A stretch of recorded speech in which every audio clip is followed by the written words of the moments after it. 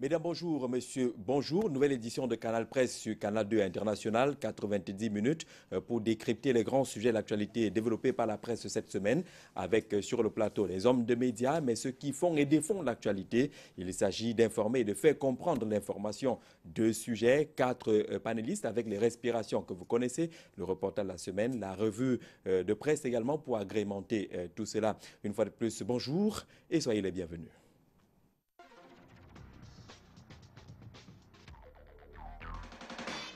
Mondial du Sud, le Sud subit le Nord.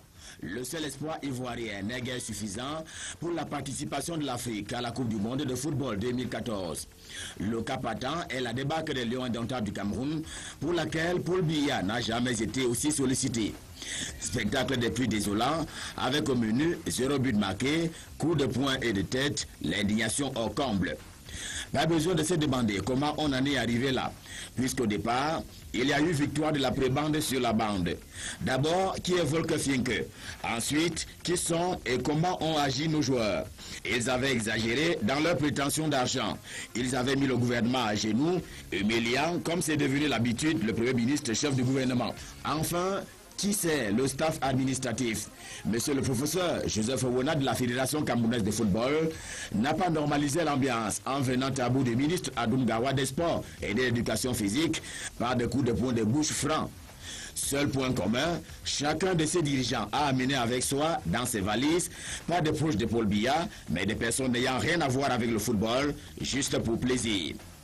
Au demeurant, et comme il n'y a pas d'inertie au Cameroun, les regards sont tournés d'Ixit Roger Mila vers Etoudi. Dans l'espoir des sanctions exemplaires, dans une république exemplaire, dans l'espoir de restaurer l'autorité de l'État. Et pour un retour à l'État des civilisés, ça urge pour détacher les lions de l'État, d'organiser les élections à la Fédération camerounaise de football, de recruter de nouveaux joueurs, du moins si Paul Biya veut l'émergence de son football. Musique, ça se passe encore ici. Disons plutôt que ça tombe bien, puisqu'il faut faire le point. La guerre ouverte contre Ndedi et Yango, disait-on, devait conduire à moraliser la SOCAM elle-même, objet de contestation, pour avoir évincé une CMC légitime. Pour mieux danser, la piraterie court les rues. Les artistes dont certains sans surface ne tirent pas leur épingle du jeu. L'industrie culturelle n'est pas, et le Cameroun reste un nain en matière de musique, désormais devenu vecteur diplomatique et de positionnement des États, comme en fait usage le Nigeria aujourd'hui et la Côte d'Ivoire hier. Les musiciens disent ne pas bénéficier des répartitions de leurs droits, accompagnés en cela par le manque du progrès technique et technologique. Les usines pour presser les CD ne sont pas beaucoup ici, c'est au Togo et au Nigeria. Et la régulation alors offre des contenus musicaux qui offrent des thèmes du sens, des débits de boissons et de ceux qui font de la pauvreté mentale un mode de vie. J'ai simplement envie de poser des questions. Cette émission est un programme que vous attendez chaque semaine pendant 6 jours. Il est diffusé en direct et concomitamment sur Canal 2 International, sur la radio Suite FM et sur la toile à l'adresse internet www.canal2international.net. Canal Presse, voici une émission qui donne un sens à l'actualité. Bon appétit à tous.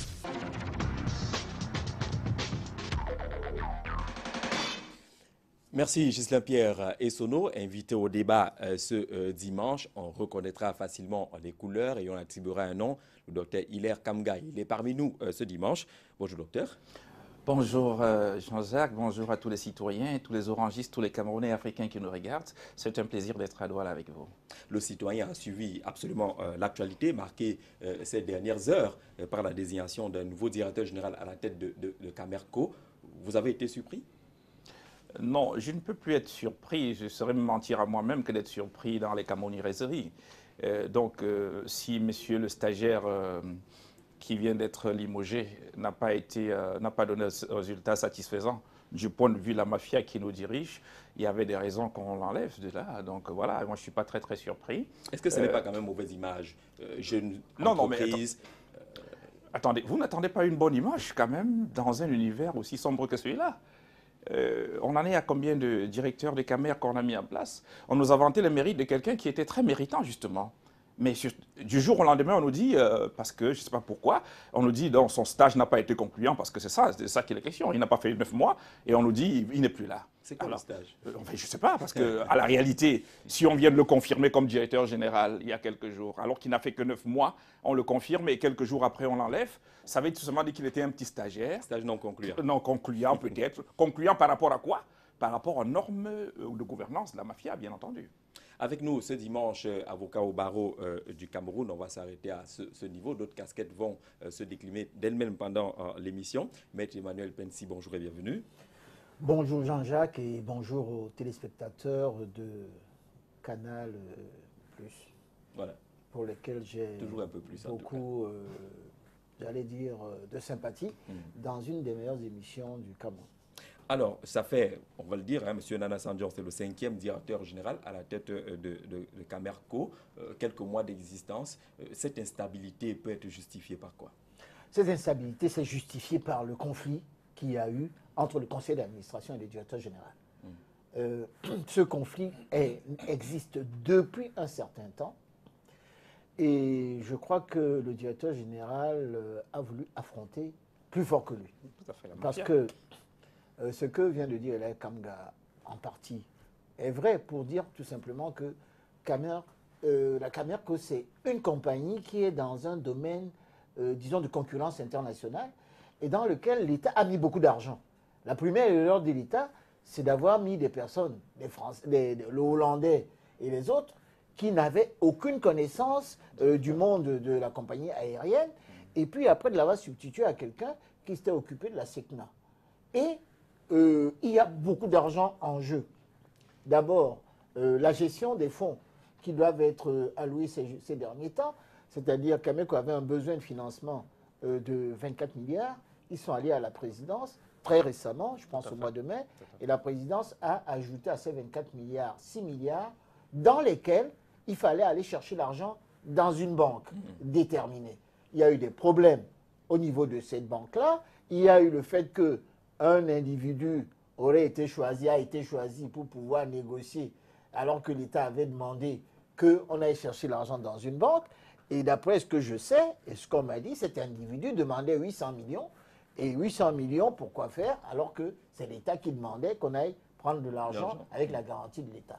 Et puis il y a eu d'autres problèmes multiformes, très nombreux, sur lesquels on ne peut pas revenir ici, qui font que le conseil d'administration, quand vous êtes en conflit, ben, la majorité au niveau du conseil d'administration est contre vous et a décidé, donc je ne parlerai pas de la location de l'avion avec Ethiopian Airlines, où il y avait une différence de prix dont on parle de 300 millions avec un avion espagnol, sur l'affrètement de cet avion, et où, lorsqu'on voit une différence, chacun a sa thèse, le DG vous dira que Ethiopian Airlines a déjà une convention avec le Cameroun et permettait d'avoir les équipages camerounais qui déduisaient des sommes et que l'autre compagnie n'avait pas la possibilité d'avoir une certification de la DGEAC pour pouvoir circuler en Europe, ainsi qu'une certification de Camerco qui aurait fait que cet avion serait resté longtemps ici. Donc, quand vous êtes en conflit au niveau d'une société avec le conseil d'administration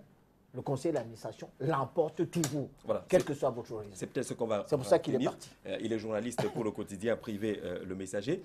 Alain Dipou, bonjour et bienvenue.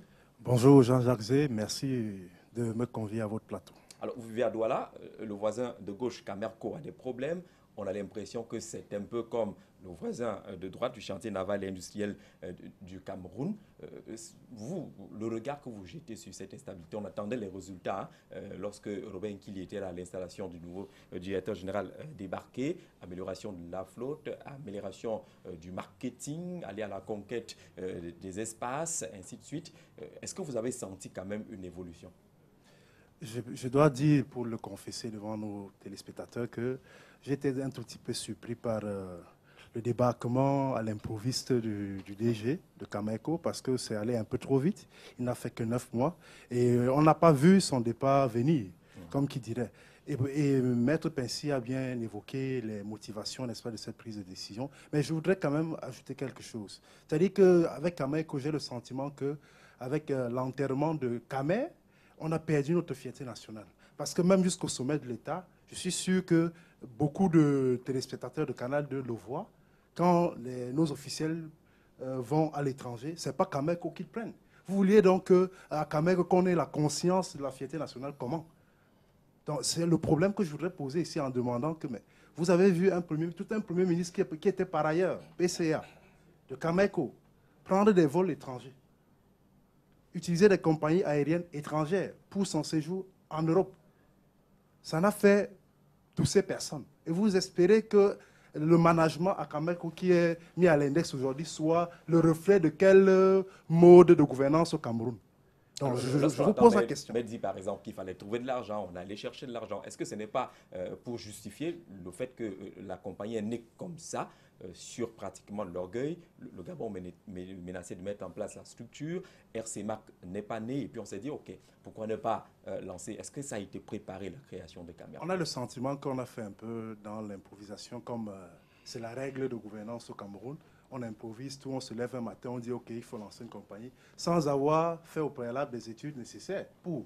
Donc, on n'est pas surpris qu'on en arrive là, à changer de DG comme si on changeait de costume chaque jour. Et donc, le problème, ce n'est pas tant la ressource humaine, c'est la qualité du management qui est ici décriée.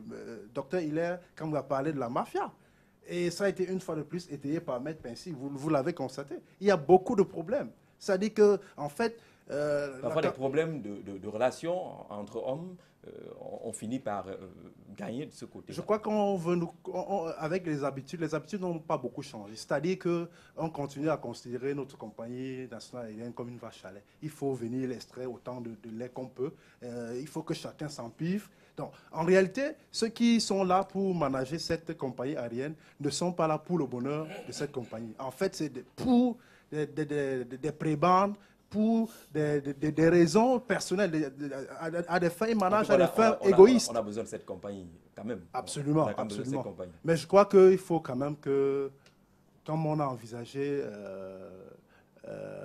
l'arrivée de Nana Sanjo, on espère qu'avec ce monsieur qui est quand même dans l'aviation civile depuis quelque temps, on espère que les choses vont bien décoller pour Cameco, qui tarde justement à décoller.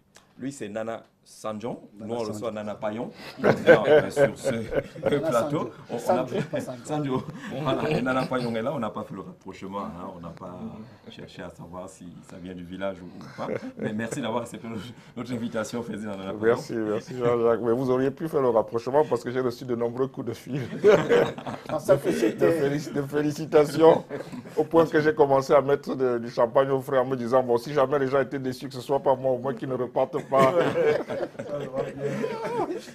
En tout cas, puisque vous êtes là, la Coupe du Monde va nous préoccuper dans le cadre du premier sujet à débattre tout à l'heure. Mais on parle encore de cette question des droits de retransmission des matchs au Cameroun et même ailleurs. Finalement, la question est loin d'être vidée, même si on est en train d'aller un peu plus loin dans la compétition. Quel est le regard que le spécialiste du marketing jette sur cette bataille, sur ces incompréhensions autour des retransmissions des matchs? Vous faites bien, Jean-Jacques, de dire ici et ailleurs, parce que effectivement, l'ampleur des enjeux colossaux que constituent les droits de télé pour la Coupe du Monde sont tels qu'il n'est pas possible de faire sans qu'il y ait des heurts ou bien des volontés de velléité de vouloir tout prendre. La FIFA, dans sa constitution, dans la structuration de ses revenus, qui, comme vous le savez, est une activité quadriennale. C'est un événementiel qui se fait tous les 4 ans. Et saisonnier, qui dure 1 mois. Donc, vraiment, c'est quelque chose qui est très concentré. Et il se trouve que les droits de télé constituent 90%, si ce n'est plus, des revenus de la FIFA. Après ça, il y a très loin derrière les droits marketing, les licences, les placements, qui n'osent pas trop développer, mais qui pourraient leur apporter beaucoup d'argent, parce que quand ils gagnent beaucoup d'argent et qu'ils les placent, ça leur fait beaucoup de plus-value.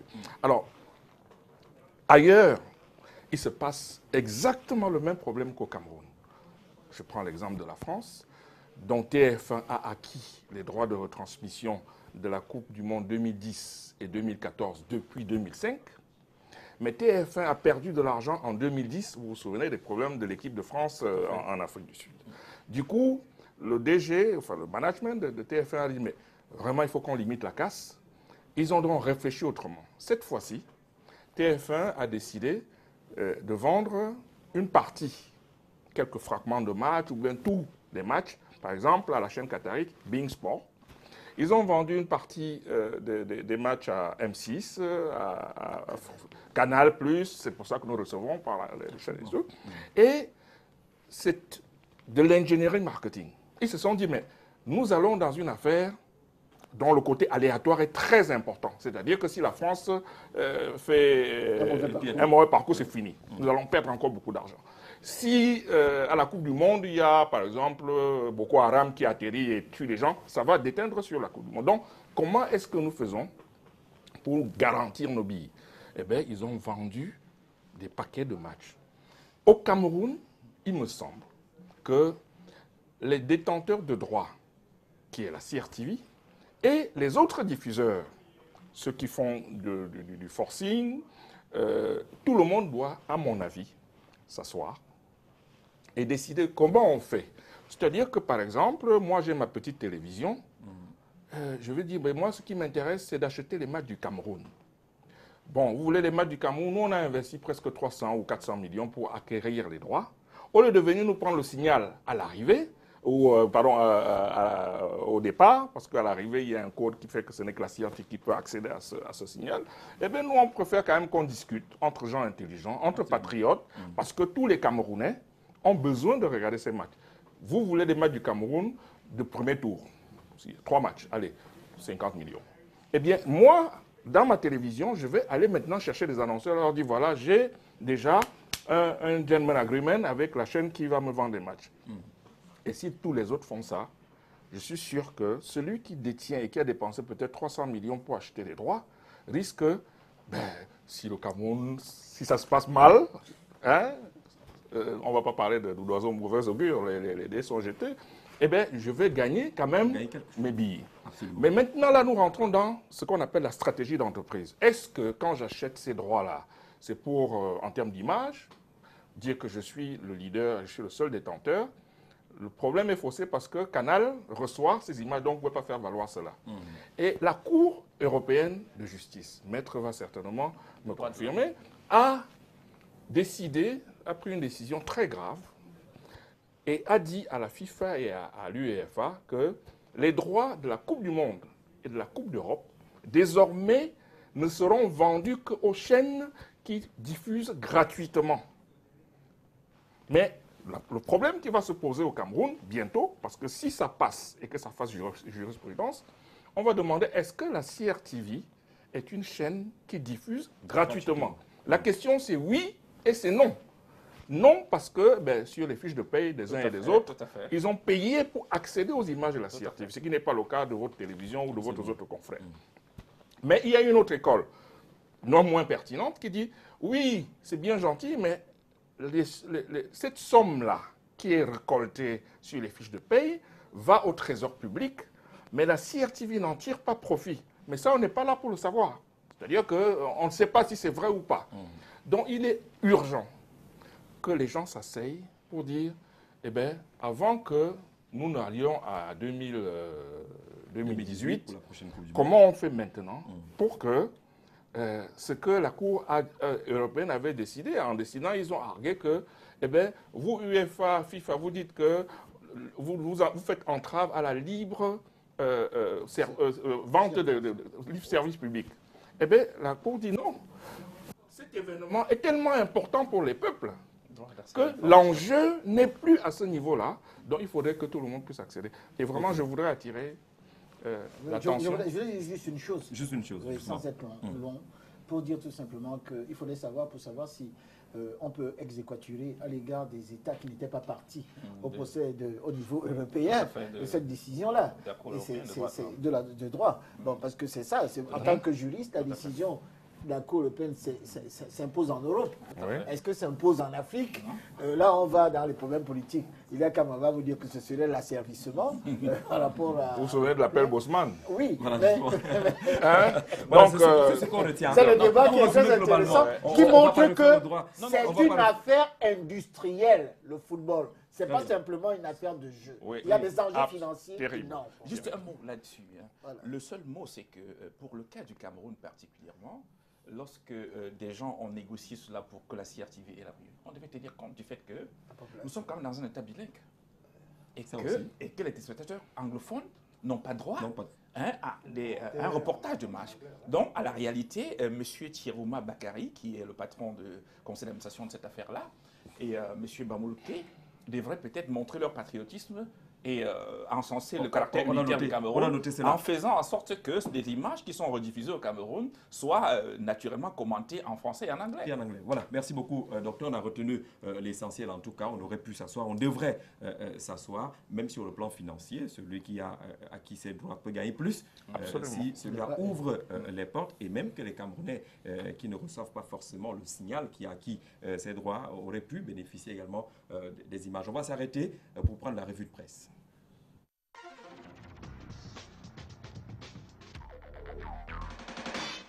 Bonjour. 0 pointé après avoir encaissé 4 buts face à la Croatie. Les Lions indomptables sont éliminés d'une Coupe du Monde qui ne fait que commencer. Face à ce débâcle de trop, Mutation s'est proposé un volumineux dossier de 11 pages sur 4 grands axes. La mésentente cordiale dans le jeu et les joueurs, un coaching perdant, une normalisation elle-même à normaliser, les espoirs déçus d'une professionnalisation avec une question centrale. Que fera alors le président de la République qui a toujours présenté cette équipe nationale comme un modèle pour la jeunesse? Il y avait également dans ce dossier les interviews de Mathias Oonanguini et Emmanuel Bitieki, ancien entraîneur et ex-directeur technique du Tonnerre Kalara Club de Yaoundé. Cameroun Tribune analyse les causes de l'échec du 11 national au mondial brésilien. Pour la météo, la responsabilité incombe à 4 personnes. Adunga Roy, Joseph Oona, Volker Finke et Samuel Eto'o, fils de capitaine, tous coupables chacun à son niveau. Le ministre des Sports et l'Éducation physique et le président du comité de normalisation qui se sont mis en spectacle au Brésil, devant une délégation médisée. Le scandale Eto'o, bien avant même la Coupe du Monde au Brésil, animait déjà les débats publics dans l'affaire de son ex-copine qui, selon l'orphelin, manipule l'opinion publique après s'être lié une relation d'affaires avec le Pichichi. Une affaire même qui s'est déjà déportée au sommet de l'État pour reprendre au plus. L'intégration de Thierry Ndong en parle également, mais surtout de la présence des épouses et copines autour de la tanière. Selon notre confrère, certaines âmes sœurs de nos Lions indomptables ont débarqué au Brésil, parfois avec enfants, pour vivre en direct la Coupe du Monde, aux côtés de leurs maris et époux, pour un résultat aussi honteux, pour paraphraser le messager, montrant Assou et Koto et Moukanjo en prise de bec musclé. Oublié dans le mondial et retour au pays, avec cette interrogation centrale du quotidien Le Jour, qui sont les complices de Boko Haram au Cameroun. Allusion ainsi faite aux révélations de Kavaï Yege Djibril à l'ouverture de la session à l'Assemblée nationale. Le président Auguste Chambre disait alors que les complices de la secte islamique se recrutent dans les hautes sphères de l'État. Le messager l'a repris en ces termes, ajoutant que des personnes arrêtées ces derniers jours valident la posture du président de l'Assemblée nationale. Les masques vont progressivement tomber, ajoute la nouvelle expression après la croisade lancée par Paul Biya contre Boko Haram. De la nouvelle expression dans un autre numéro, on apprend alors que 2018 se prépare déjà. Les motions de soutien demandant une nouvelle candidature de Paul Biya à la présidentielle refont surface 4 ans avant. Et du coup, les luttes de positionnement et de leadership vont des plus belles à la base. De choses empoignades en perspective, dit le messager, du nord-ouest à l'est, en passant par le centre et le sud. Les barons affûtent leurs armes. Les cadres en poste sont inquiets par l'émergence des jeunes loups aux dents longues. Le renouvellement des organes de base du RDPC promet des rivalités entre frères ennemis de la politique. Le titre est des repères. L'image de la semaine est une proposition de Bibi du quotidien Le Jour. Équation difficile pour Paul Biya. Racine carré Eto'o plus 56 millions, moins drapeau sur 4x carré, moins patriotisme plus désordre au carré. FDX, Premier ministre plus 0, sur humiliation plus refus, moins Brésil au carré, durée de l'épreuve, 4 heures. La solution, c'est après le match contre le Brésil.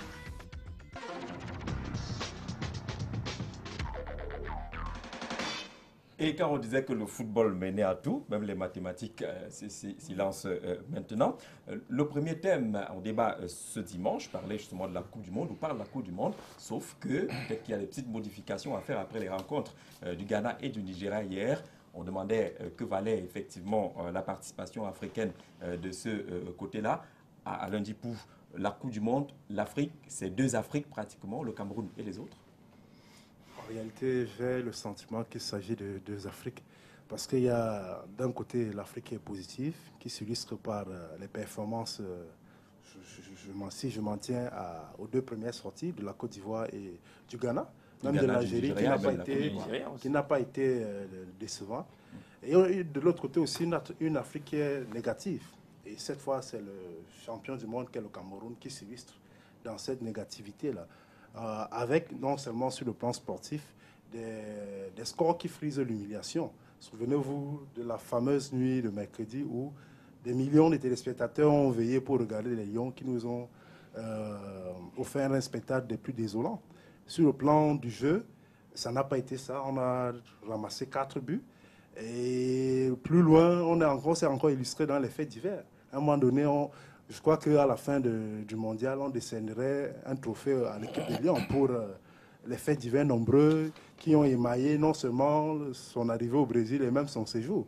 On a vu à travers la revue tout à l'heure que non seulement des officiels se crêpaient les chignons, mais ensuite les joueurs également ont confondu la pelouse de football en un ring où deux coéquipiers, notamment Bumukanjo et Assou Ekoto, se sont livrés à une bagarre en mondovision. On a vu également l'expulsion de son bilan.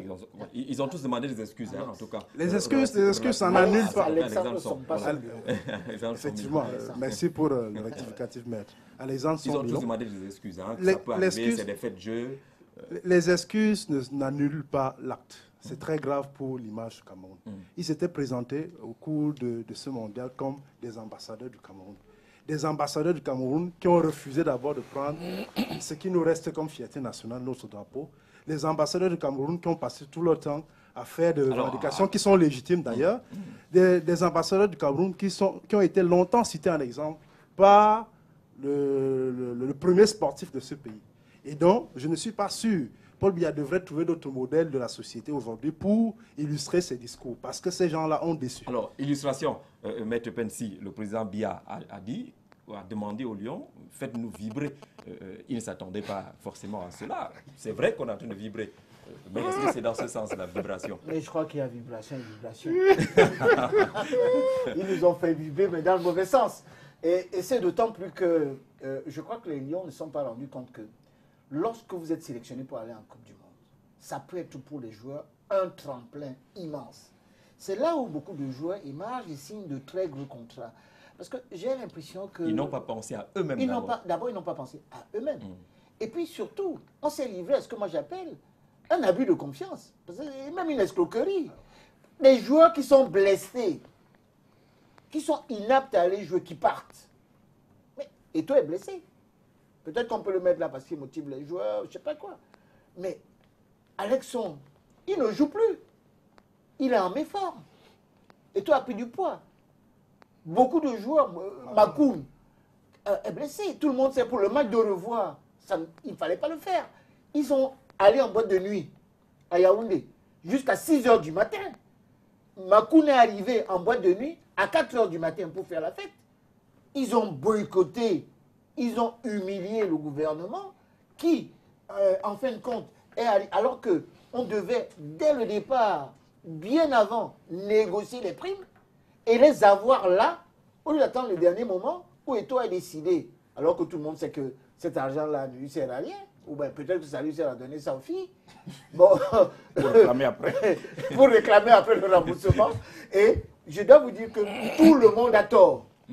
Le comité de normalisation a mis trop de temps. Il est resté là tout simplement pour gérer l'argent du mondial.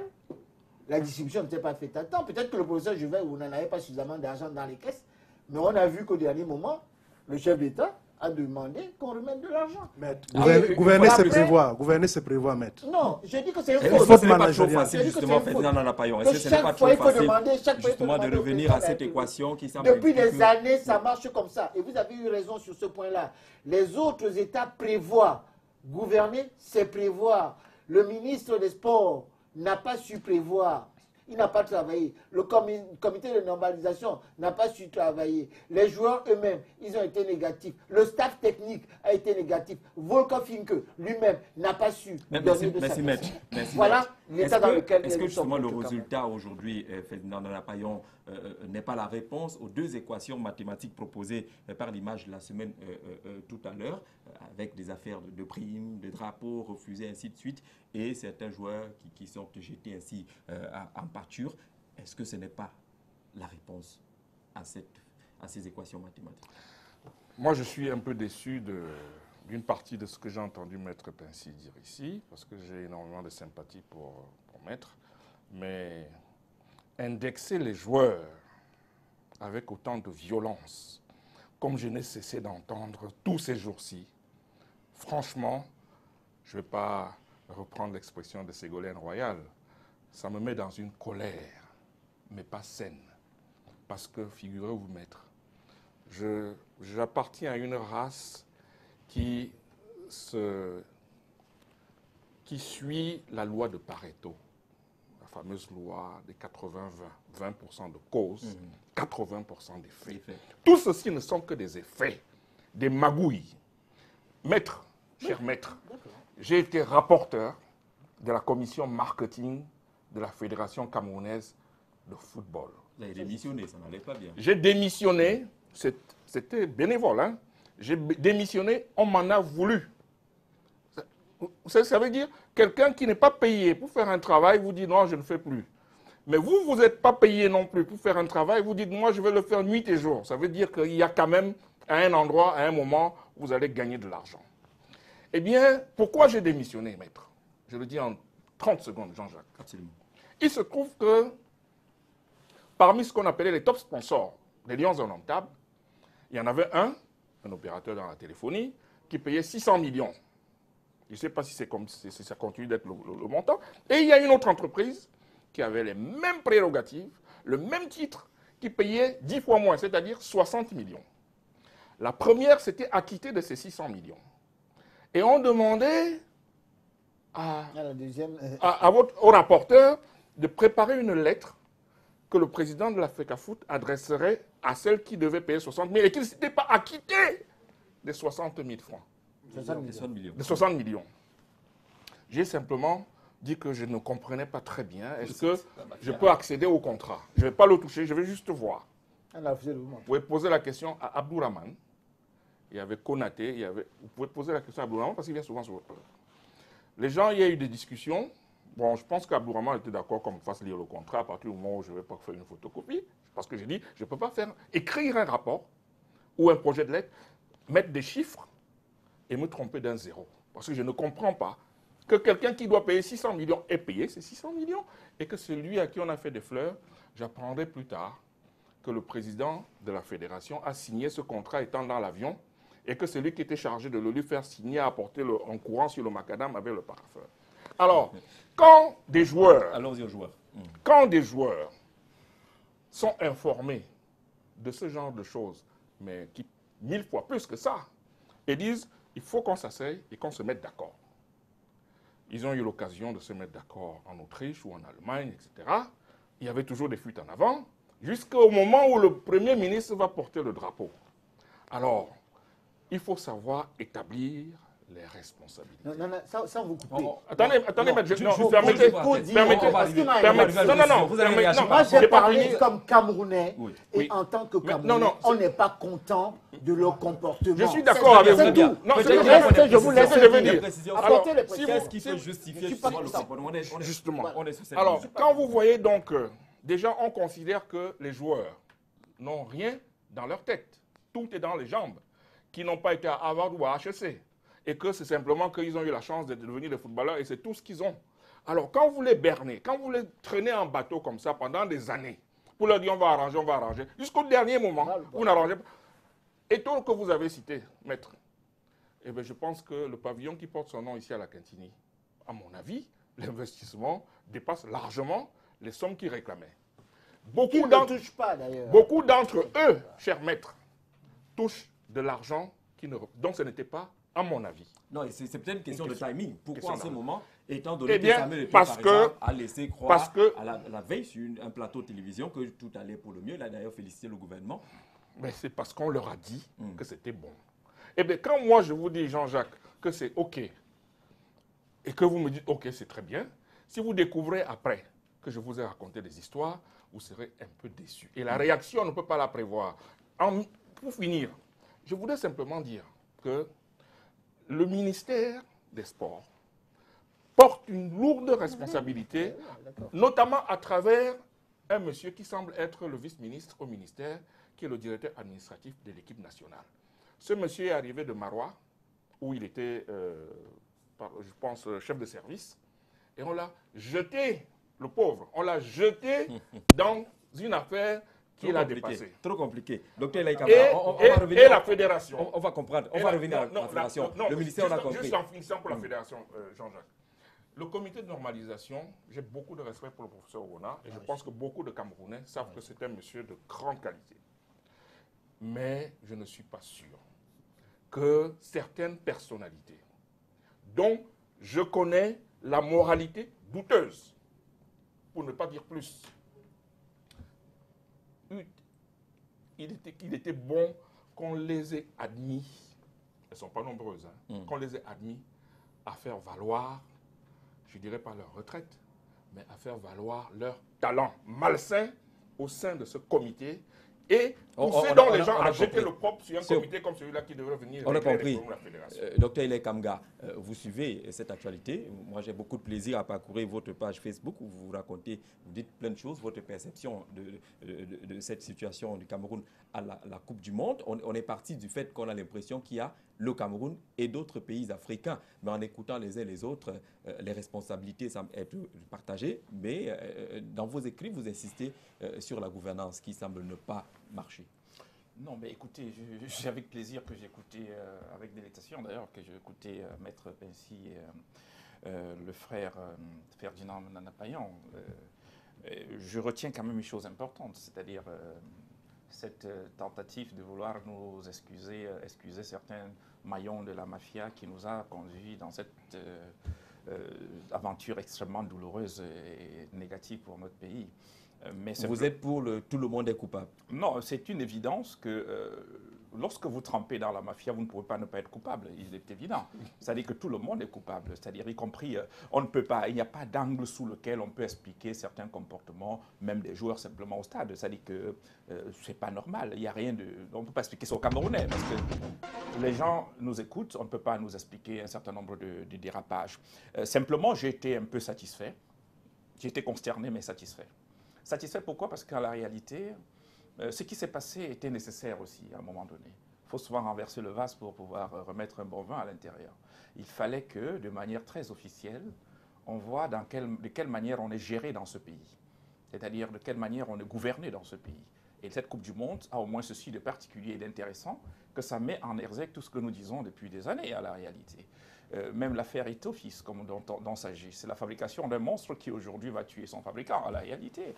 Je l'ai dit dans les pages 33 et 34 de l'Off Orange, lorsque monsieur, par exemple, Eto'o-Fils se retrouve en train de devenir boxeur sur un de vos collègues qui s'appelle Philippe à l'époque, tout simplement parce que ce journaliste a voulu bien faire son travail, et qu'on se fend dans une émission spéciale conduite par l'un des meilleurs journalistes de ce pays qui s'appelle Charles Ndongo, pour commencer par dire quoi qu'il ait fait, on n'a pas à lui trouver des problèmes.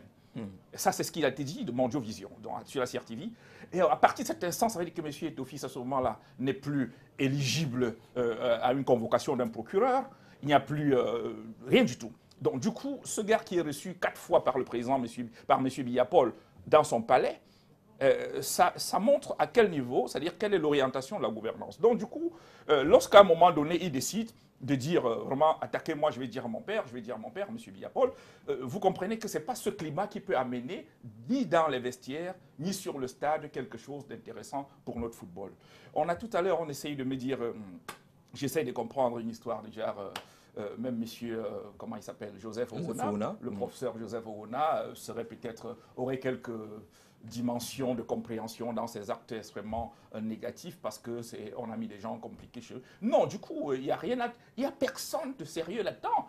Monsieur le professeur Owona, tout grand constitutionnaliste qu'il est, il est meilleur dans ce domaine et dans les amphithéâtres. Mais là, il a montré totalement ses limites. Mais beaucoup disent aujourd'hui que dans le travail, la rédaction, la relecture des textes de la Fédération camerounaise de football, on a suffisamment évolué avec Joseph Owona et les professeurs Nkwaché qui sont membres de ce comité de normalisation. Pour ce travail-là. C'est ce que vous dites. C'est ce qu'on est en train de dire, et c'est encore de la mafia parce qu'on dit des choses, on aurait pu communiquer là-dessus pour que nous sachions de quoi il est question. Monsieur Ngassapi et autres que je n'ai pas entendu dire, ils n'ont pas dit les mêmes choses. Donc, dans la presse, on entend un certain nombre de choses. Il avait une mission avec un délai donné, et au bout de cette mission, il n'a pas pu faire le boulot. Tout ce qu'il a voulu faire, c'est demander qu'on lui donne encore un temps supplémentaire pour qu'il puisse aller à la Coupe du Monde. Donc tout le monde est coupable? Non, tout le monde est coupable, simplement, je suis par là. J'ai entendu pendant plusieurs jours des gens dire des choses. On essaie de limiter la responsabilité à un certain niveau. Non, pas du tout. À la réalité, le principal coupable dans un régime totalement présidentialiste dans lequel nous sommes, c'est M. Biapol. Non, quand même, il ne faut pas exagérer. Vous me laissez finir, monsieur. Terminez rapidement, maître, vous allez réagir tout à l'heure. Mais vous allez réagir tout à l'heure. Vous allez réagir tout à l'heure. Il ne faut pas exagérer. Allez jusqu'au bout. Il est celui qui nomme ses ministres, qui prend acte de la déconfiture qu'on a eue en Afrique du Sud il y a 4 ans, qui nomme ces gens aux différentes responsabilités et qui, de manière naturelle, devrait sanctionner ceux qui sont défaillants. Est-ce que ce n'est pas quand même... Et donc, si on fait du football l'élément central d'un pays, comme ça a été le cas, je vous rappelle que j'ai travaillé avec un ami, un grand collègue qui est mort, qui s'appelle Roger Gabriel Lepp. Il est décédé 4 jours, je crois, après la mort de Marc-Vivien Foué. Pendant qu'il était il était recteur de l'université de Douala, par intérim à l'époque, et il pilotait les Jeux universitaires. C'est celui qui allons-y au fait. Le savoir, c'est les faits, c'est les faits. Pendant que ce monsieur, il est décédé, on a fait des condoléances, mais pour Marc-Vivien Foué, on a fait des funérailles nationales. Vous donnez l'orientation qu'il y a. Alors, Biapol, la réaction de M. Pensy, on retient cela. Vous pensez que M. Biapol est responsable de cela, et M. semble dire non, qu'il ne s'occupe pas du football, et ainsi de suite. Mais lorsqu'on écoute le courant actuel, tout le monde se refait finalement au président Biya. On dit qu'il faut que le président fasse quelque chose, il faut qu'il réagisse. Est-ce qu'on peut le dédouaner, maître? Non, le président est plutôt le dernier recours auquel les gens, lorsqu'ils n'arrivent pas à trouver une solution, ils vont le voir en tant que dernier recours. Et à son niveau, il essaie de trouver une solution lorsqu'on arrive à une catastrophe. Parce que ce qu'on n'a pas, on ne sait pas. On sait. Quand les joueurs font grève, le Cameroun va être pénalisé déjà de 120 millions de francs par la FIFA. Et qu'au niveau de l'avion que nous avons eu, l'avion de l'Angola, on a payé 200 millions de francs. C'est-à-dire pour affréter un avion pour aller en Angola, ce qui est énorme. Et on s'est rendu compte qu'à une époque, effectivement, ce que disait Nana Payong est vrai pour dédouaner les joueurs. Ça fait des années, bien avant, quand les Joseph-Antoine Bell étaient déjà là. Là, je vous reconnais, maître. Là, je reconnais, maître, qui est quelqu'un de... Non, mais je dis, depuis cette... Voilà, je Mais on n'a pas encore répondu depuis cette période, à la question ou à l'accusation du docteur Ilaï Kamga. On fait toujours appel au président. Souvenez-vous, lorsque Roger Mila va nous sauver au mondial de alors qu'aucun joueur n'en veut. Personne n'en veut. Le président de la République demande à Roger Mila de venir. Qu'est-ce qu'on cherche à nous dire sur ce plateau? Alors finalement, ça veut dire que finalement, le président, sur la responsabilité, le président n'a aucun cas responsable. Il est plutôt celui qui essaie de colmater les brèches d'une équipe qui a échoué. Et là où je peux vous rejoindre en disant que sur ce point-là, il faudrait qu'on arrive à couper les têtes. Puisque ça ne fonctionne pas, puisque c'est les mêmes choses qui ont les mêmes effets. Un cas de figure. Oui. Le Premier ministre va remettre le drapeau, il ne sait pas qui va le remettre. Comment fait-il pour ne pas être au courant? Et ça dit qu'au niveau du Premier ministère ou de la présidence, on ne sait pas que les joueurs n'ont pas été satisfaits. Moi, j'ai été très surpris. Vous savez, le Premier ministre, j'allais dire que c'est un diplomate, c'est quelqu'un de gentil. Mais est-ce qu'on doit être gentil lorsqu'on est Premier ministre? On doit avoir un service de renseignement fort. Simple que ça. Tout simplement pour savoir que les joueurs n'ont pas encore obtenu satisfaction. Et vous avez en face de vous leur leader qui est un enfant de Newbel, même s'il est milliardaire, qui s'appelle Etofis, qui a des réactions épidermiques, qui va refuser de prendre notre drapeau. Moi, quels que soient les événements, je prendrai le drapeau. Vous comprenez? Mais faire honte à l'État. Non, je dis qu'on ne peut pas. la gestion du drapeau en Côte d'Ivoire a été gérée d'une autre manière.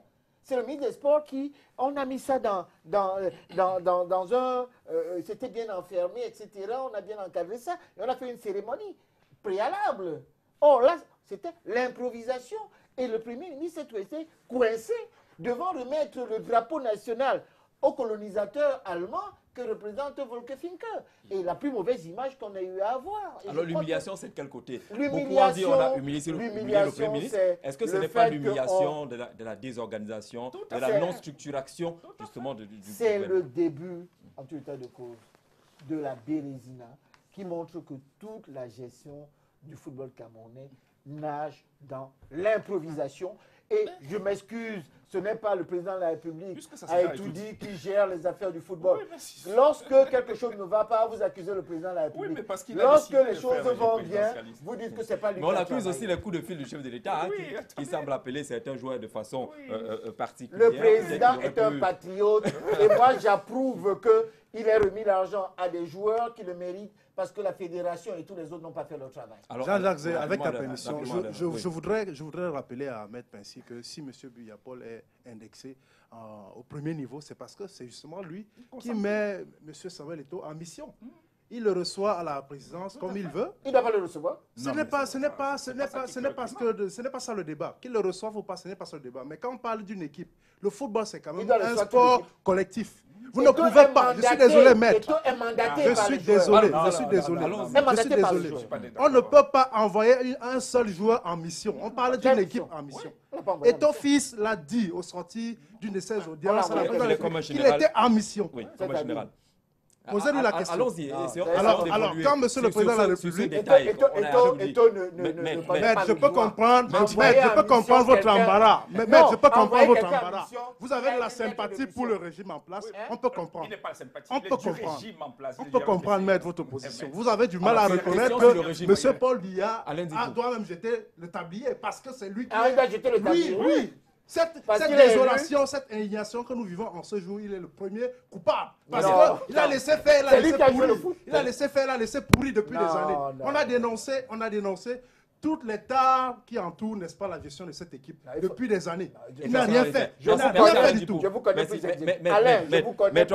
On prend l'avis de Ferdinand Nana Payon. Vous avez perdu les élections et pour vous, chaque fois qu'on arrive même au football, vous le faites. Je suis pas n'importe qui. Il est de l'opposition.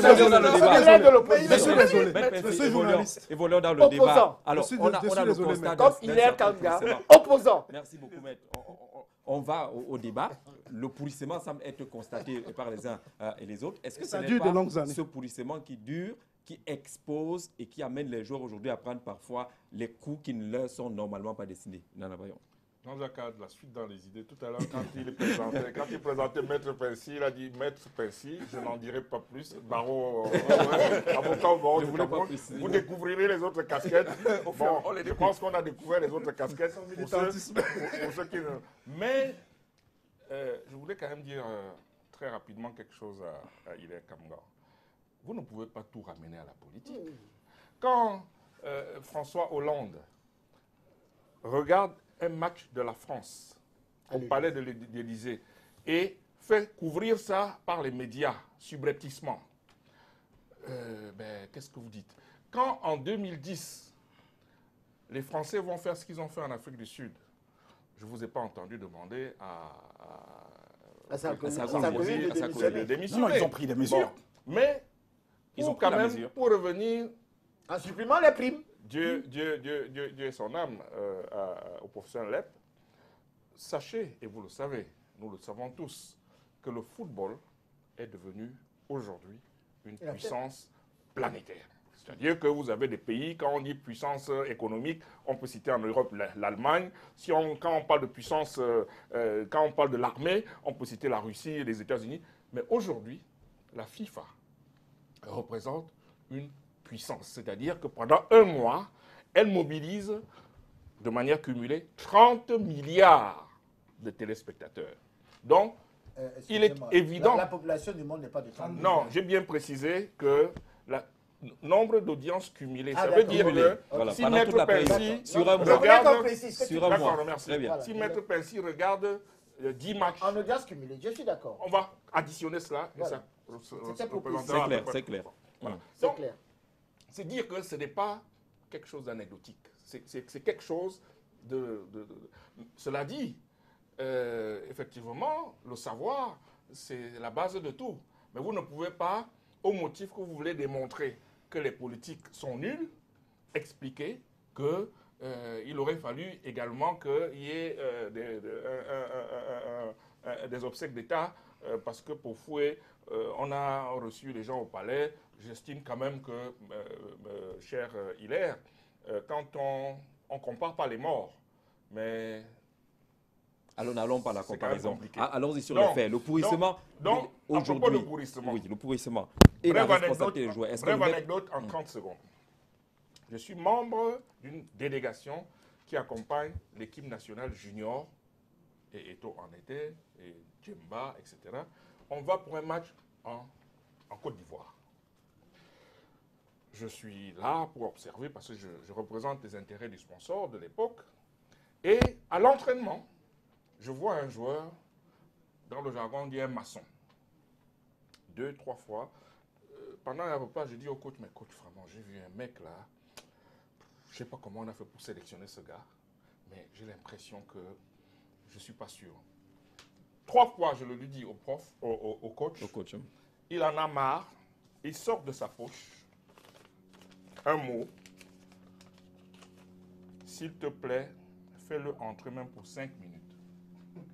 C'est un de ses confrères, de ses collègues entraîneur national, qui lui recommande ce garçon. Donc, on le sélectionne Le parrain de l'autre. et on l'amène. Ça n'a pas changé. Vous voulez dire qu'aujourd'hui, Jean-Jacques Zé, la ça n'a sélection se pas, passe encore comme ça ça. n'a pas changé. Vous savez qui avait trouvé l'équipe Monaco pour Georges Weah?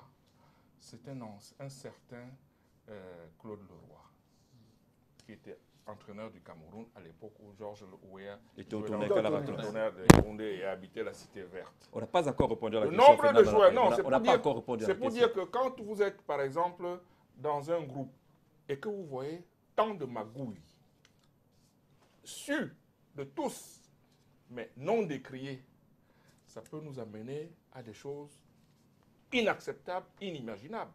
Dans ce pourrissement, nous connaissons les causes. C'est pour ça que j'ai parlé de 20% de causes, 80% des faits. Elles ne sont pas nombreuses. Alors, on a quand même l'impression qu'il y a des gens qui font croire qu'ils ne connaissent pas les causes. Non, ils Pourquoi connaissent. 2010, on a dit pratiquement la même chose, on connaît les causes. 2014, on retrouve pratiquement les mêmes problèmes. Pourquoi on n'évolue pas? La France a eu des problèmes en 2010. Si vous regardez le taux aujourd'hui de sympathie de l'équipe de France en France, vous serez impressionné. Simplement parce que chacun a reconnu. Je voudrais inviter nos joueurs d'ailleurs. Dans à ce l'exemple. chacun a reconnu. Attends, je Oui. voudrais inviter nos joueurs à reconnaître, à faire un peu comme les Français ont fait. C'est-à-dire que quand ils sont rentrés, ils ont dit nous avons honte de ce que nous avons fait. Eh bien, nos primes, nous les remettons pour les œuvres caritatives. Le ministère des Affaires sociales serait très content de pouvoir participer à une œuvre comme celle-là, que bon, ben, donnez-nous, on va aider les orphelins, les enfants de la rue, etc. Les hôpitaux en auraient besoin. Et ils ont donc constitué, ils se sont mis ils ont fait une psychanalyse. Ils ont fait un diagnostic de ce qui n'a pas été. Et maintenant, qu'est-ce qu'on fait pour redonner notre blason? Et c'est ça que nous ne savons pas faire. Crever l'abcès.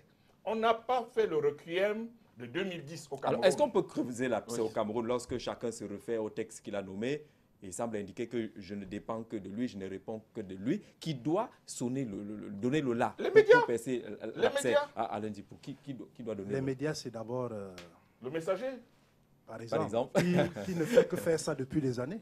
Ce n'est pas la première fois que nous déballons. Mais vous avez beaucoup tiré sur les joueurs et vraiment, je peux vous assurer, pas vous personnellement, Ok, hein, les médias. ok, ça me rassure, ça me rassure. Les médias ont beaucoup tiré sur les Ça me joueurs rassure. et je suis quand même au regret de pouvoir dire que pour une fois, je n'ai pas reconnu certains de nos journalistes qui très souvent... Les médias Peut-être que les faits ont amené les journalistes à sortir un peu. Oui, qui doit donner le là pour que les choses changent?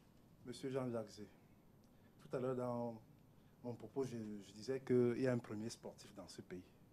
Il devrait tirer toutes les leçons depuis 1990. En dernier recours. Finalement, on est arrivé à son niveau. Ça peut pas être dernier réglé là. recours, Les dernier états recours, généraux de vraiment. football et ainsi de suite, la C'est normalisation. ce sentiment enfin, c'est pas un sentiment, c'est ce laxisme criard qui fait en sorte qu'on en arrive là. C'est-à-dire que depuis 90, on ne s'est jamais assis pour faire un vrai bilan de cette compétition-là. On ne s'est jamais assis pour établir les responsabilités. Vous avez vu une équipe des Lions Indomptables en 2010 en Afrique du Sud qui était presque constituée en clan. On a vu le comportement, ce qui a été appelé les égos surdimensionnés. Chacun voulant montrer qu'il... c'est pas fini là. L'élite de l'équipe, et ça continue. Donc c'est pour dire que depuis 2010 jusqu'à maintenant, on n'a pas tiré les leçons. On n'a non plus envisagé des mesures fortes pour que le genre de spectacle désolant qu'on a vécu d'abord. Et donc les joueurs sont quoi aujourd'hui? Ils sont bouc émissaires ou il fallait justement créer cet électrochoc là? C'est l'environnement autour des Lions Indomptables qu'il faudra assainir. L'environnement autour des Lions Indomptables mérite un assainissement.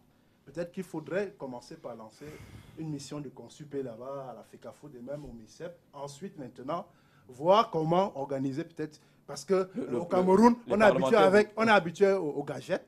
Penser peut-être aux états généraux du football parce qu'il y a trop de problèmes. Normaliser la normalisation parce que ce qu'on vit aujourd'hui, ce n'est plus une structure qui pense à réviser les textes et puis organiser des élections crédibles, transparentes tout au moins. Donc, pour ne pas me disperser, je maintiens que M. Paul Biya devrait, lui, prendre ses responsabilités. Premièrement, il a fait dans plusieurs discours des allusions, il a cité les Lions Indomptables en modèle, et donc je crois que ces jours-ci, il aura du mal à citer les mêmes qui bagarrent au sein de l'équipe comme des références pour lui. Donc, ça pose un problème. Il faudrait donc que, deuxièmement, ensuite, que en dehors du plan d'urgence que lui-même a annoncé pour tout le gouvernement, qu'il y ait un plan d'urgence pour le football. Parce que, justement, avec cette Coupe du Monde, on est en train de se rendre compte que nous sommes derniers. Pendant que les autres avancent, travaillent, construisent des victoires. Sur la balance, les équipes africaines. Voilà. Pendant que les autres ont construit leur victoire, ont construit leur cheminement au mondial, nous avons passé tout notre temps à discourir, à organiser une théâtralisation à Yaoundé. La cérémonie de la remise du trophée du drapeau. Vraiment, est-ce qu'on avait vraiment besoin de ça? Oui, je vous pose la question. Je pose la question parce que, s'il vous plaît, ce n'est pas la première fois. Elle était mal montée, ça c'est certain. Mal montée. On peut trouver à le dire. Mais j'ai dit, il faut qu'on reste dans les normes. Ce n'est pas en Coupe du Monde, ce n'est pas lors d'une participation en phase finale de la Coupe du Monde que ce genre de cérémonial a lieu. J'ai discuté avec des coachs, des experts sur la question de sport. Généralement, c'est lorsque nous allons aux Jeux Olympiques. Parce que les Jeux Olympiques, c'est pluridisciplinaire. Tel qu'on a voulu intégrer cette on veut intégrer, mais on fait mal. Pour maximiser le patriotisme. On fait mal. Est-ce qu'on n'est pas en train de laisser le problème majeur? Aujourd'hui, tout va dans tous les sens. Et on vous rappelle quand même que les textes à la fédération sont en train d'être relus. Mais il y a le texte fondamental, celui qui crée l'équipe nationale depuis 1972, qui est toujours en vigueur par morceaux. Est-ce que ce n'est pas là-bas le problème? Oui, le problème est partout à la réalité. Celui-là, c'est un problème. Et je convoque de la même manière cette loi de Pareto que mon ami Ferdinand Nana Payan a bien voulu mettre sur la table pour analyser. Et justement, on va rentrer sur les causes. Et malheureusement, je vais revenir là-dessus. Il a bien fait de nous ramener sur la France. Nous étions en France comme les Français, en Afrique du Sud comme les Français. On a eu les mêmes résultats catastrophiques comme la France. Maintenant, les mécanismes de gouvernance en France ont permis que cette France-là puisse se préparer en 4 ans pour être autre chose. Mais nous sommes dans un État avec un régime néocolonial qui fait que tout est ramené à étudier. C'est ce que je suis en train de dire, c'est ce que tous les Camerounais qui nous suivent, qui connaissent le Cameroun, sauf s'ils veulent le faire dans la langue de bois, le disent. Tout est à étudier. Même moi, quand... je suis Camerounais, oui, je ne suis pas tout à fait d'accord avec oui, tout à fait. Vous pouvez ne pas être d'accord. Parce que moi, il y a des décisions. Oui, vous me laissez. Vous me laissez finir. Mais la gestion de l'équipe nationale semble indiquer quand même que les décisions viennent d'en haut. Vous me laissez finir. On ne nomme pas vous-même, vous avez convoqué sur la tout de suite là. Vous-même, vous avez convoqué tout à l'heure des actes de bravoure de M. Biapol quand ça a marché, c'est-à-dire à imposer Roger Mila en 90 et tout ça là. C'est pas ça qui est le débat. Tout le monde sait que si Etoudi ne donne pas le là, il n'y aura pas de là quelque part. Et depuis 2010, il n'y a pas eu de là qui a été donné à la réalité. Et on en est au résultat. On parle du drapeau tout à l'heure. Si ce Premier ministre lui-même avait une bonne connaissance de la symbolique de l'acte qu'il était en train de poser, il ne se serait pas permis. Je suis d'accord qu'on jette peut-être trop on ne peut pas jeter l'opprobre de manière globale à tous les joueurs. On dit que son service de renseignement était Non, défaillant, au-delà le service de protocole au-delà du service de était également renseignement, défaillant. s'il est un vrai patriote, lorsqu'il se rend compte que le drapeau là, il n'y a personne, aucun Camerounais pour le prendre, il annule la cérémonie. Parce que dans un pays comme le Cameroun, où par exemple au monument de la réunification à Yaoundé, vous trouvez un drapeau qui est vert-blanc à la réalité, parce que le jaune et le rouge est devenu totalement blanc et le jaune avait disparu depuis longtemps, et ça ne meut personne. Vous comprenez que ces drapeaux-là, ça ne dit rien à grand monde. Donc, du coup, il faut comprendre que même cette notion de patriotisme, ça n'est pas seulement à ces joueurs qu'il faut donner, c'est à ces personnes-là qui, comme en tant que ministre, en tant que président du comité de normalisation, s'en vont bagarrer verbalement ou physiquement sur les terres brésiliennes. Donc, je finis en disant tout simplement, lorsque vous parlez de l'improvisation, vous dites qu'on ne peut pas ramener tout à Etoudi. Tout doit être à Etoudi. Monsieur Biapol, lui, il a constaté en décembre dernier que ce gouvernement ne fonctionnait pas. Le même ministre a été renvoyé de l'autre côté. Ce ministre n'a pas été capable de résister à M. Ona, qui lui a dit de changer d'hôtel apparemment, c'est ce que la presse nous a rapporté. Hein? Il est parti de l'hôtel pour ailleurs parce que le ministre a dit, c'est quand même moi le professeur Joseph Ona, donc vous n'êtes pas... C'est peut-être le général Semengue qui l'a aidé peut-être dans son hôtel, parce que j'ai vu des images irrelatives. Donc du coup, on est... Non, je sais pas ce qu'ils avaient à voir, mais j'ai vu des images. De toutes les façons, c'est un pays qui fonctionne avec le là qui est donné à partir d'Etoudi. C'est à partir d'Etoudi que M. Biapol doit donner le là. Et s'il y a donc des résultats négatifs, non seulement tous ceux qui sont coupables doivent assumer, mais aussi celui qui donne le là à la réalité dans un régime totalement présidentiel doit pouvoir assumer. Et pour l'instant, ce qu'on attend peut-être de lui, c'est que, bon, comme on ne va pas lui demander de démissionner, qu'il pose au moins des actes forts, qu'on comprenne qu'il a encore la maîtrise du dossier. Alors, sur l'image du Cameroun, on va sortir par là et répondre justement à la question de la thématique centrale. Que vaut finalement l'Afrique? Peut-être retrouver Dr Ile Kamga qui pense que le chef de l'État doit faire quelque chose parce qu'au moins, on le voit bien, sur la balance, les autres États africains ne semblent pas afficher l'image du Cameroun et forcément, dans ces conditions-là, il est peut-être urgent qu'Etoudi réagisse. Oui, moi je pense que le président doit réagir et réagira, j'en suis certain. Mais ce que je voudrais dire, c'est qu'il ne faut pas prendre le président comme un dictateur. À son rythme. Qui doit être partout à la fois. Et je suis en train de le voir, le président. Est-ce qu'il n'est pas partout? Non, il n'est pas partout à la fois. Le Cameroun, là, est-ce qu'il n'est pas partout? Il n'est pas partout à la fois. Parce que d'abord, il ne peut pas le faire. Est-ce qu'il ne donne pas l'impression d'être partout? Non, vous reprochez au président de la République de gérer le pays en démocrate. C'est-à-dire, il sait qu'il y a la fonction présidentielle et puis il y a des ministres qui sont là pour faire un travail avec le comité de normalisation. Il ne va pas s'initier dans leur travail. C'est ce qui doit se passer. Or, si le président de la République le fait et que les gens sont dans une défaillance chronique et que lui, en tant que dernier recours, il essaie de trouver une solution. Parce que le football, c'est également un problème d'ordre politique. C'est ça que vous voulez voir. Voilà. Enfin, on se retrouve là. Non, les Camerounais, le football représente le plus grand parti politique du Cameroun et même d'Afrique. Et à partir de ce moment-là, le chef de ce grand parti politique, je dois vous rejoindre que à partir du moment où les gens sont défaillants, il est urgent que des solutions soient trouvées. Alors, prendre des décisions. Juste 30 secondes, Nana Payon, juste 30 secondes, parce qu'on va prendre une transition sur le reportage de la semaine qui nous parle également du label Lions Indomptables, qui est sérieusement mis à mal depuis plus de 2 décennies pratiquement. Il faut pratiquement le sauver, entretenir la légende camerounaise. Le reportage de la semaine est signé Christian Debord. Programmé pour échouer, c'était déjà le constat il y a 4 ans de notre confrère Jean-Bruno Tagné au sorti du mondial sud-africain.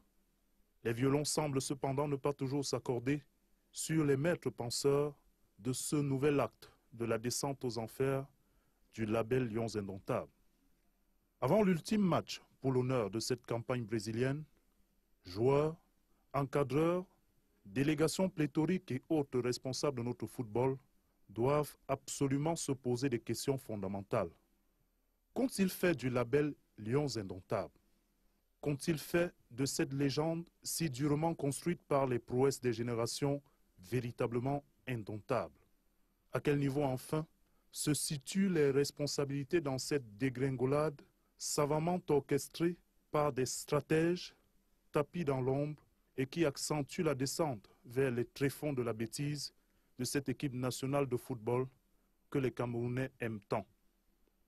De Roger Mila à Patrick Mboma, en passant par le docteur Théophile Abega, sans oublier les précurseurs comme le maréchal Mbapelepe et bien d'autres, la légende s'est construite à coups de sacrifices, d'endurance et de discipline. Ces générations-là nous ont fait rêver. Elles nous ont peut-être un peu trop fait rêver au point de nous faire oublier la boulimie et les appétits voraces qui émanent d'un succès mal géré. Ego surdimensionné, actes ésotériques et sorcellerie, manipulation tout azimut, à côté de ce sobre tableau dressé par un ministre de la République, il faut également ajouter une gestion approximative, une confiscation par des mains inexpertes d'un sport qui se veut aujourd'hui rationnel, scientifique et méthodique. Ce qui apparaît aujourd'hui comme l'acte 2 de la déconvenue sud-africaine a au moins le mérite de nous imposer un temps d'arrêt. Un temps d'arrêt pour un diagnostic profond.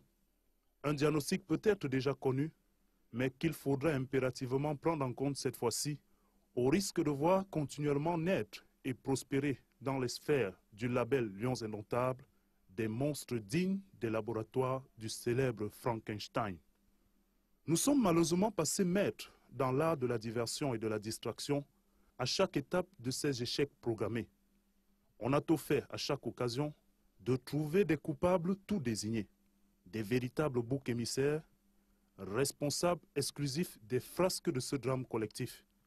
Amalgame, manipulation, dénonciation supposée et calomnie s'entremêlent avec comme objectif offrir à l'opinion des victimes expiatoires en lieu et place d'une solution concrète et globale face à la gangrène qui perdure. Qu'ils s'appellent Samuel Eto'o, Alexandre Son, Benjamin Mukanjo, Assou Ekoto ou les autres coéquipiers, les joueurs ont sans aucun doute une part de responsabilité dans ces déconvenues.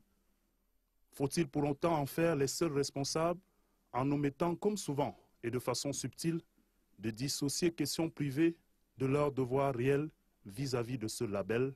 Cela serait un mauvais diagnostic de plus pour un autre mauvais traitement à venir. Que nul ne s'y méprenne, il n'y a pas que les footballeurs qui font du tort au label Lions Indomptables. Ce label est victime de ses succès d'antan, victime de la manne qu'il génère, victime des mains inexpertes qui le gèrent et des appétits aiguisés qui l'entourent. Voici donc venu le temps d'une action forte pour éradiquer le mal systémique en le touchant dans ses racines profondes. Une action forte, loin de toute manipulation, qui tient à livrer à la vindicte populaire des coupables fabriqués. Une action forte où les responsabilités sont établies et les fautifs sanctionnés pour servir d'exemple. Une action forte enfin, avec comme leitmotiv l'exploitation efficiente de l'énorme potentiel sur lequel s'est bâtie la légende de Lions Indomptables et qui fait du Cameroun une terre de football, n'en déplaise à quelques-uns. Voilà donc ce commentaire, pour être plus précis, de Christian Ndobo sur le label de l'équipe nationale du Cameroun. Ferdinand Payon, vous comprendrez qu'on n'aura pas le temps pour parler musique aujourd'hui. On en reparlera dans un débat un peu plus large. Mais poursuivons avec ce label de l'équipe nationale du Cameroun. Quelle est sa couleur aujourd'hui? Est-ce qu'il ressemble un peu au drapeau décrit tout à l'heure par le docteur Hilaire Kamga? On a parlé de l'excellent livre de Jean-Bruno Tagne, Programmé pour échouer. Je voudrais parler de Félix Tonyen-Mbok, L'homme qui créa les Lions Indomptables. C'est le titre d'un ouvrage que j'ai eu l'honneur de participer à la dédicace de ce livre-là. Et c'est à cette occasion que j'ai connu M. Tonyen-Mbok. Il m'a fait appeler par quelqu'un. Il m'a dit, je voudrais que vous m'aidiez à dédicacer, à organiser la dédicace de ce livre. Le jour de la dédicace, j'ai parlé du livre parce que je souhaite que les gens le lisent. Pour comprendre d'où vient cette histoire de Lions Indomptables. Ils vont comprendre qu'il y a quelque chose de plus fort derrière. Le jour de la dédicace, et je réponds à Hilaire, je vais m'inscrire en faux pendant toute l'émission. J'espère que non. Le ministre Zoa, malheureusement, il n'était plus ministre. Mais au moment où on préparait la dédicace, dans le programme, parce qu'il était post-facier de cet ouvrage, on a prévu qu'il prendrait la parole. Mais il est venu à la cérémonie, il était fraîchement débarqué du gouvernement. Et toutes les décisions ne se prennent pas qu'à étudier. C'est parce que les gens sont frileux c'est parce que les gens ont peur de leur place, c'est parce qu'ils ne sont pas sûrs de ce qu'ils ont à faire et surtout parce qu'ils ne le font pas selon les normes telles qu'on les a prescrites. Monsieur Zoa, le ministre Zoa, prend la parole et dit que les états généraux du sport ont failli ne pas se tenir jusqu'à 2 minutes de l'événement. C'est-à-dire que nous étions au palais des congrès et il n'y avait pas de décision. Il s'est référé à Etoudi pour dire nous allons faire. Mais avant, c'est-à-dire quelques mois avant, pour dire nous allons organiser les événements. Il n'a pas eu de réponse, mais dans les médias, tout le monde s'en était emparé. Les invitations sont parties et nous étions en plein amphi, 2000 personnes. Il y a eu quelques retards et le monsieur a dit écoutez, moi, je prends mes responsabilités. On a fait de beaux états généraux, malheureusement, qui n'ont pas été suivis. Parce que dedans, il y a un certain nombre de recommandations qui ont été faites. Alors, comme j'ai cité le Félix Tonyenbok, on va sortir l'émission, on a comme beaucoup de temps. j'ai cité M. Félix Tonyenbok, il n'aurait pas été dévalorisant pour qui que ce soit, aussi bien pour le comité de normalisation que pour le ministère, d'inviter ce monsieur à aller au Brésil.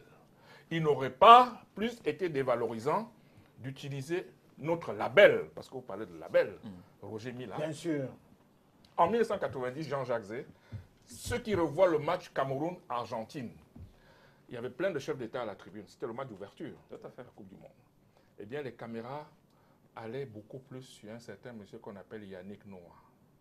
Eh bien, nous avons des symboles comme ça que nous pouvons utiliser pour montrer que le Cameroun n'est pas ce pays où les joueurs se donnent des coups de boule en mondialisation. Alors, sur le label Équipe nationale du Cameroun, Dr. Ile Kamga, vous qui parcourez les réseaux sociaux, le label a pris un sérieux coup. On est l'objet d'une grande raillerie aujourd'hui, une raillerie internationale. Comment redonner son sens à ce label aujourd'hui? Non, il est clair que ce label a pris de sérieux coups à la réalité. Aujourd'hui, on est... Hier, c'était par rapport à la corruption compte numéro 1. Aujourd'hui, on est des boxeurs dans des stades de football. On est des gens qui ne respectent même pas l'ordre gouvernemental, c'est-à-dire que les présidents du comité de normalisation peuvent chauffer des ministres. Donc, en fait, on est dans un état où le drapeau ne représente plus grand-chose. Et contrairement à ce que disait Ferdinand, les gens qui ont essayé de prendre le courage dans notre pays, parce que vous voulez me donner la thèse sur laquelle ce n'est pas du tout dit que le là est donné. Donc je vais dire non. Ceux qui ont essayé d'avoir un peu plus de courage, il y a un exemple tout de suite ici à Douala, tout de suite, puisque exemple pour exemple, je devais aller à Douala, à Paris, combattre M. Bolloré avec un certain Etoudi Oyono, qui était l'ancien directeur du port à l'époque. Et malheureusement, ce monsieur, il avait écrit un texte pour dire que vraiment tout l'argent du port de Douala allait à un certain groupe qu'on appelait Bolloré. Il ne comprenait pas pourquoi il devait sortir payer des factures pour donner à Bolloré tout l'argent du Cameroun. On l'a débarqué de ce port à la réalité immédiatement. Et lorsque finalement la mafia a négocié correctement et qu'il a compris qu'il devait se taire, il ne veut plus parler, il est rentré au port. C'est ça qui est vrai à la réalité. Donc à la réalité, tous ceux qui ont pour la plupart essayé de tenir tête à la mafia qui malheureusement tient une bonne partie de notre système ont été écrasés et broyé correctement. Celui qu'on débarque à la caméra, là, ce n'est pas parce qu'il n'est pas correct. Je suis désolé. C'est simplement parce que, peut-être à un moment donné, il a voulu peut-être mettre sur la table un peu de patriotisme, pour ceux qui ont un peu de patriotisme. Donc, du coup, vraiment, je refuse qu'on dise aux Camerounais aujourd'hui qu'il y a autre sens de décision dans ce pays en dehors de tout dit. La rue vous rappelle la réalité. Chaque fois, on vous dit c'est un coup de fil du palais. Même pour nommer des gens, il y a plein de gens qui vont voir les marabouts pour dire le palais, je viens de tout dire, je suis au cabinet civil. C'est là où ça se décide. Et donc, si vous essayez d'occulter ça pour peut-être faire plaisir, moi je sais que, comme vous êtes d'abord trop brillant, et sur la dernière chose que je voulais dire, je chute par là, vous ne pouvez pas en même temps. Je peux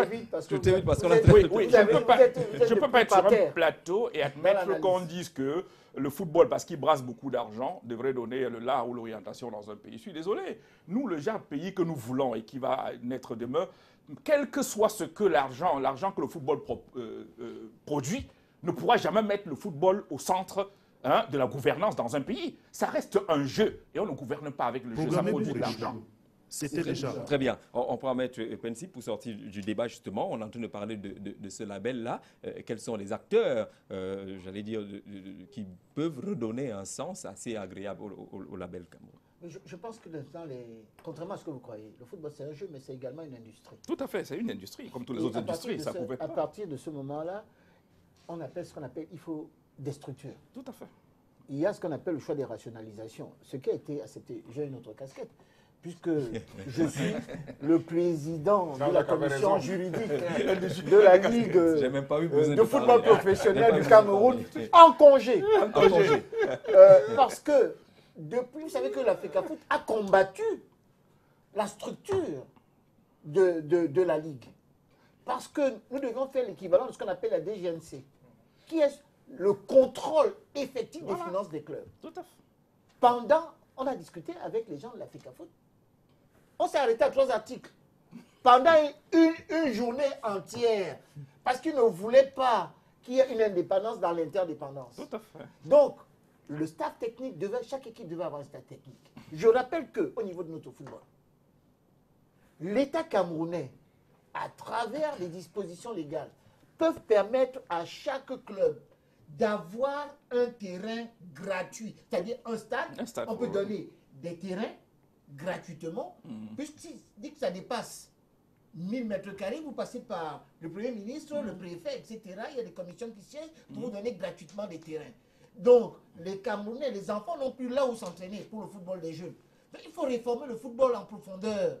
Et cette réforme-là doit entraîner également qu'il y ait des petits stades à côté, qu'il y ait des gens qui puissent s'amuser. Qu'il y ait des airs pour qu'on ne peut pas la relève parce qu'aujourd'hui, le Cameroun n'a pas cette relève. Le football des jeunes. Je me souviens quand Peter Schnig est arrivé ici, quand Dominique Colonna était là, c'est là où on a commencé à faire le football, qui est arrivé à ce qu'on est. Et le roi en a su faire une grande équipe. Donc, cette refondation du football n'a pas été faite parce que la fédération ne veut pas que les choses se fassent. Et on ne peut pas le faire sans les professionnels. Et on ne peut pas faire ça. Et ce que je voudrais ramener pour une autre histoire qui nous ramène à l'actualité.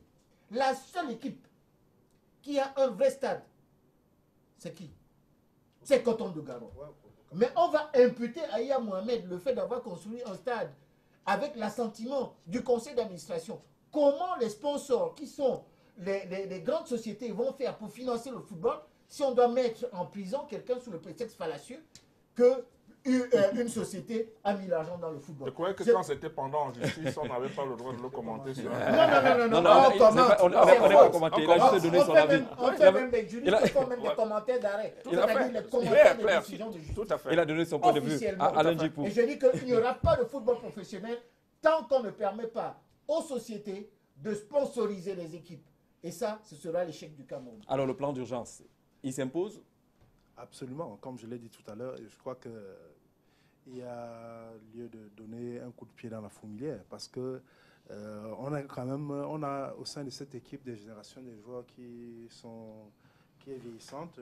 Je pense qu'il y en a qu'il faudrait faire un travail de fourmi. Pour remporter les victoires de demain, il faut commencer par jeter les bases dès aujourd'hui en faisant une fondation, en mettant sur pied un certain nombre d'organisations, parce que le problème, c'est ça, l'organisation autour de cette équipe. Et revoir le statut des Lions, parce que vous l'avez évoqué tout à l'heure, on ne sait pas quelle est la structure. Le décret 72 parle que c'est la propriété du gouvernement, de l'équipe nationale du Cameroun. Et puis, géré au quotidien par la Fédération camerounaise de football. Alors, il faudrait bien que, s'il faut réviser ce décret, parce que nulle part au monde, on a vu des équipes nationales qui sont gérées directement par l'État. Il n'y a aucun ministre qui est chef de délégation au Brésil, pas du tout. en dehors du Cameroun. Ouais. Pas du tout. Et puis, je crois que moi... On a Joseph qui est chef de délégation. Non. À partir du Cameroun, le chef de délégation officielle, c'est le ministre. Tout à fait. Et il semble que le véhicule qui est destiné, le véhicule de mission qui est destiné au président de la fédération, gentiment, Joseph Ona a cédé au ministre puisque c'est lui le chef de la délégation. Donc, alors il faut qu'on essaie d'abord de revoir ce statut obsolète, n'est-ce pas, de l'équipe nationale. Et on se rend bien compte pour sortir l'émission justement que les joueurs, qu'on les aime ou qu'on ne les aime pas, ils sont obligés de payer parfois le mal qui n'est pas commis par eux. Oui, Jean-Jacques, effectivement. Parce que je crois que malheureusement, certaines personnes ont été manipulées, volontairement ou involontairement. Je voudrais vraiment qu'on se souvienne que ces joueurs-là nous ont apporté du plaisir. Ils ont peut-être fait des erreurs, certains ont même fait des fautes, mais considérons que ce sont nos joueurs, nous devons les soutenir, nous devons les accompagner, nous devons leur parler. Et moi, si j'avais un message, un message à leur adresser, ce serait de leur dire de faire comme les Français ont fait en 2010. Les primes, les primes qu'on vous a données, ils ne sont pas à ça près.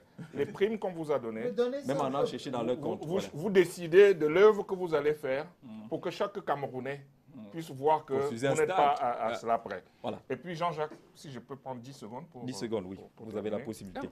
Je voudrais dire que nous devons énormément de respect à Roger Mila. Oui, nous devons énormément de respect à Roger Mila. Et ceux qui ne veulent pas respecter Roger Mila, s'ils ont des problèmes personnels avec lui, eh bien qu'ils aillent s'arranger avec lui. C'est un monsieur de très grande qualité, c'est un monsieur de très grand cœur, et il n'est pas normal que le Cameroun aille au Brésil sans... Et que Roger Mila regarde à la télé. Et qu'il soit en train de regarder devant les télévisions avec Guillaume Soro ici au Cameroun. Et Guillaume Soro, vous savez ce que Guillaume Soro a dit? Ah, votre Roger Mila, vous n'en voulez pas? Moi, je l'ai Donnez-le nous, on l'amène à Côte d'Ivoire. d'Ivoire. Il est arrivé après. C'est-à-dire qu'il est venu le retrouver là où ils étaient. Si dans un pays... Ce maillot, quand en Côte d'Ivoire, on voit cette photo sur ce maillot que Roger Mila lui a donné, Soro... dans l'audimat. Ah, il était tout ému, comme un gamin. Merci monsieur d'être venu. Merci d'être venu à cette émission. Le prochain rendez-vous pour Canal Presse, vous le savez, c'est dimanche prochain. Mais n'oubliez pas la rediffusion demain soir. C'est avec beaucoup de plaisir, en tout cas, qu'on va vous laisser entre les mains de la République du Djambo, le président Chop Chop et son équipe qui vont vous entretenir. Et puis à partir de 15h, retrouvez la grande interview de Guillaume Soro sur Canal 2 International. Merci d'avoir regardé.